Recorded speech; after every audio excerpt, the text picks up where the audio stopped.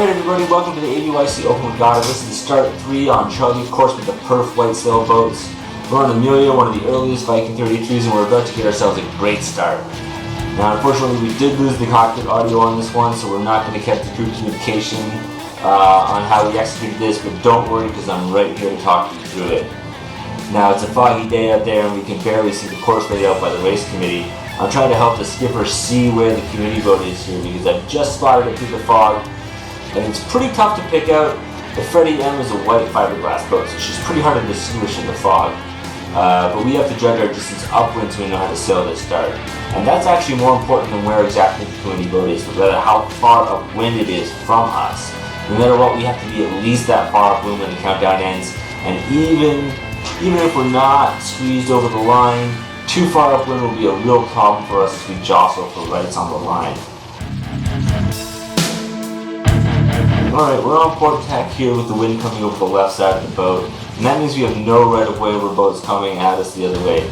Our bowman is up there keeping a good lookout for boats, ghosting through the fog.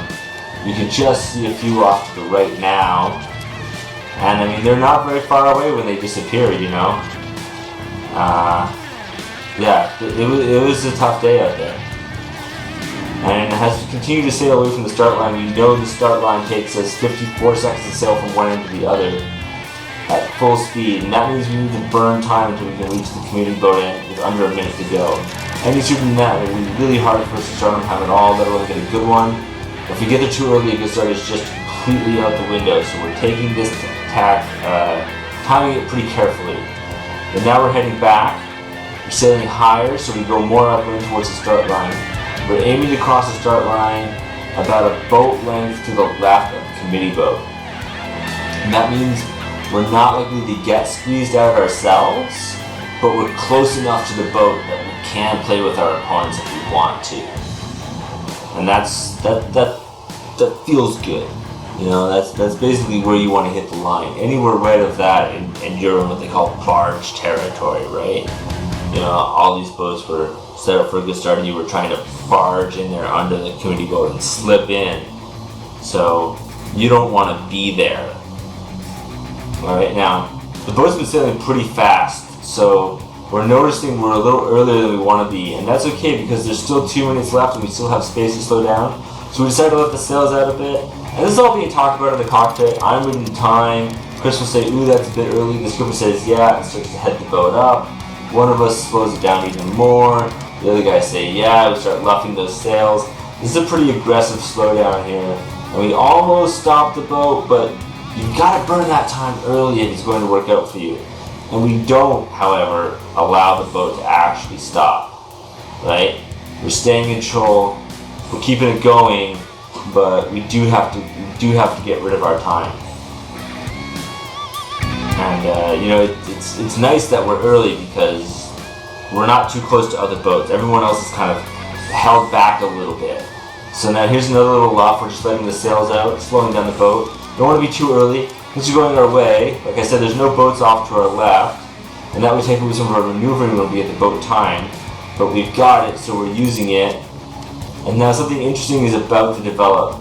We have a boat just upwind of us, and they're trying to barge in, like I mentioned earlier, trying to slip onto that committee boat from the right side of the start line.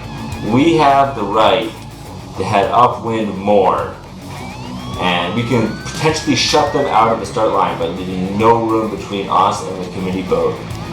And they're off to the right, so you're not going to really be able to just see their sails poking under the boom now.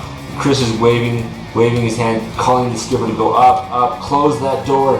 And we're shouting at them, no room, no room, no room. We're making sure they know that they're not getting in, and there they go. They've tacked away. They have to do a full 360, and with 24 seconds left, their hopes of a good start are gone. Okay, now we're going to change modes. We've got rid of them. We're as far upwind as we have to go. We have 10 seconds to burn. We're just getting the boat moving as fast as we can now. We're ready to harden up. Here it is, here it is, here it is. Here's the hardening up. We're going for it. You see Cersei to our left. They're too early. They've actually hit the pin end, and they have to luff up, point straight upwind in order to make it around the pin.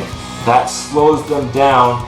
We're squirting off the line. We're closing the distance here.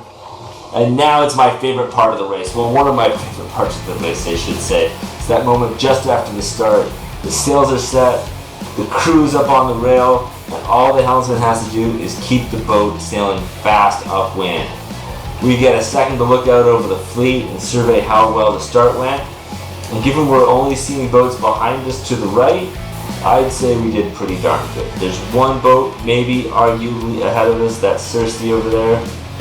And otherwise, it's pretty neck and neck. I mean, they are a faster boat, they have a deeper keel and a taller mast, and we keep them right on our hip for this part of the race. There's no strategy in this part of the race. It's just a flat out drag race. Everyone's going to go upwind on starboard tack for at least 30 seconds here. But you still, if you start thinking about that first tack, when's it coming? Should we do it now? And since we started so far down the line, it's actually pretty hard for us to tack away now. We'd have no right of way, we'd have to cross the entire fleet. Odds are we'd end up having to duck some boats, and that's not fast. We definitely don't want to sail all the way to the port tackway line, but we want to make sure some other boats tack away first. So yeah, that's it. This is a basic overview of how to get a decent start. If you're new to the sport, I know starting is terrifying at first, but I hope maybe you benefited from this and you can put it to use.